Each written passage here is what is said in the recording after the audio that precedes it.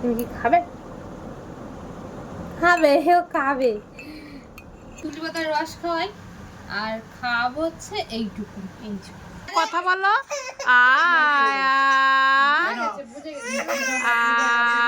তো এখানে আমার কচু শাকটা ভাবানো হয়ে গেছে আর আমি জল ঝরিয়ে নিয়েছি জানো। আর এখানে না, জন্মাষ্টমী হয়ে গেলে একবার আসবে। আর আরো আছে তুলা বের করবো, বুঝছো?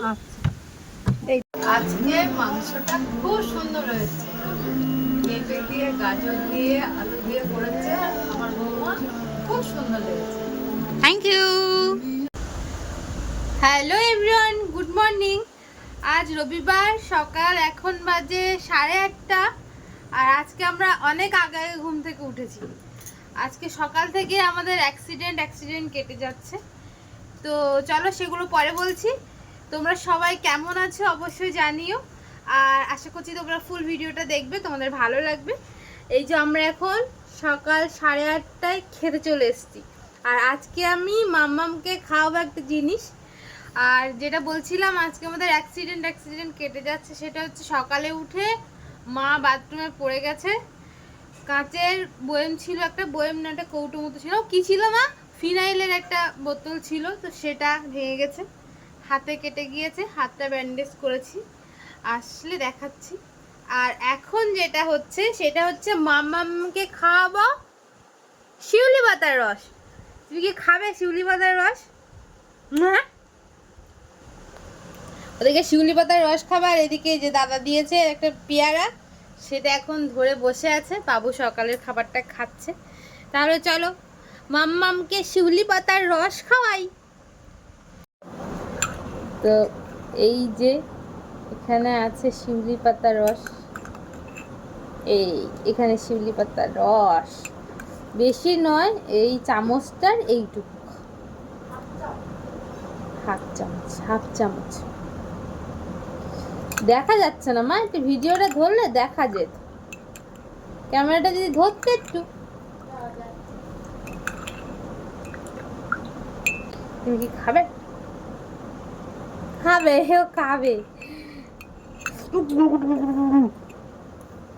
সমস্ত খাবার শিউলি পাতার রস খেয়ে খাওয়াতে হবে। আগে প্রথম তো কলা, শিউলি পাতার তো শুরু। এই যে এখানে যে শিউলি পাতার রস দেখা যাচ্ছে না, এই তো এই যে শিউলি পাতার রস। আর এগুলো সব মাম্মামের খাবার, খাওয়ানো হবে, যতটা খাবে খাবে। তো চলো এখন মাম্মামকে শিউলি পাতার রস খাওয়াই আর খাওয়াবো হচ্ছে এইটুকু। চলো মা এদিকে দাও, থাম থাম থাম থাম থাম করো। কে খায়, কে খায়, কে খায়, কে খায়? সোনা খায়, সোনা খায়। হাম, খেয়ে নাও চিকি, খেয়ে নাও চিকি খায়। ওই দেখো কথা বলো।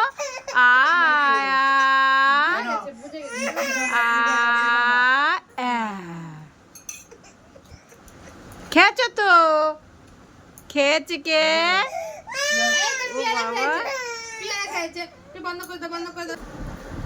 তো মাম্মামের তো খাইয়ে দিয়েছি শিউলি পাতার রস, কিন্তু যেটা হচ্ছে কথা সেটা এখন আমাকে খেতে হবে এই শিউলি পাতার রসটা। চলো খেয়ে নি, দুঃখের সাথে খাই। কলা কলা কলা আর মার হাত কেটে গেছে, দেখো আমার ওই যে হাত কেটে গিয়েছে, অনেকটাই কেটেছে। আমি সকালে উঠে ব্যান্ডেজ করেছি। তো চলো ভিডিওটা ফুল দেখতে থাকো। আজকে ছুটির দিন, রবিবার, তাই দেখো আমাদেরও রান্না বান্নার অত তোড়জোড় নেই, একটু দেরি করেই রান্না বসাবো। আর জানো তো কাল রাত্রিতেই বলেছিলাম যে ওর বাবা তো এই সপ্তাহে বাড়িতে আসবে না রবিবারে, তো আমরা এই সপ্তাহে একটু কচু শাক খাবো। ওর বাবা আবার এসব কচু শাকটাকে একটু কমই পছন্দ করে, কিন্তু আমাদের আবার সবার পছন্দ, আমার আর মার তো বিশেষ করে ভীষণই পছন্দ। তো মাকে বললাম যে তুমি তাহলে সকালে উঠে একটু নিয়ে এসো। তো মা ওই জন্য সকালবেলা গিয়েই আগে দুটো কচু শাক তুলে এনেছে, পুরো গোড়া থেকেই এনেছে। এতে আবার কচু হয় জানো, খেতে ভীষণই টেস্টি কচুগুলো। আর এই কচু শাক না আমরা প্রায় সময় খাই, আমার তো ভীষণই ভালো লাগে। তো আজকে আমি কিভাবে রান্না করব আর কিভাবে বা কচু শাকটা করলাম সেটাই তোমাদের সাথে শেয়ার করব।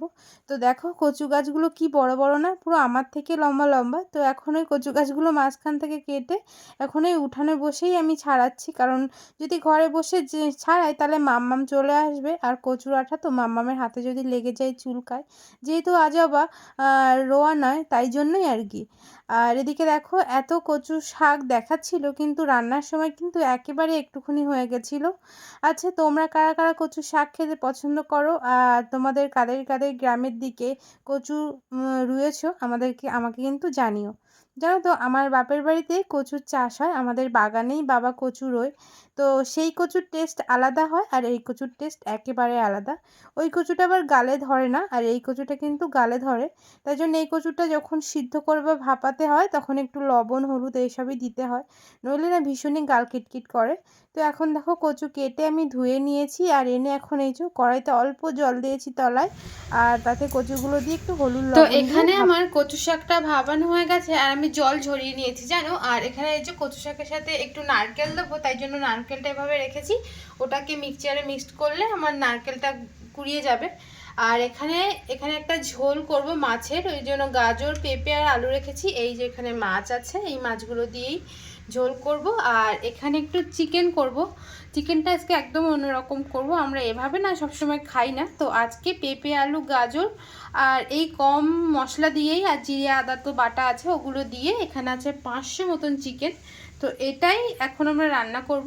তো চলো আমার সমস্ত কিছু গোছানো তো রেডি, রান্না শুধু করা বাকি। তো চলো রান্না করে নিই, তারপর দেখা হচ্ছে।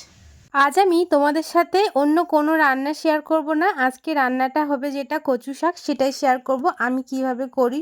তো আজকে নিরামিষই করব, কোনো পেঁয়াজ রসুনের বালাই নেই।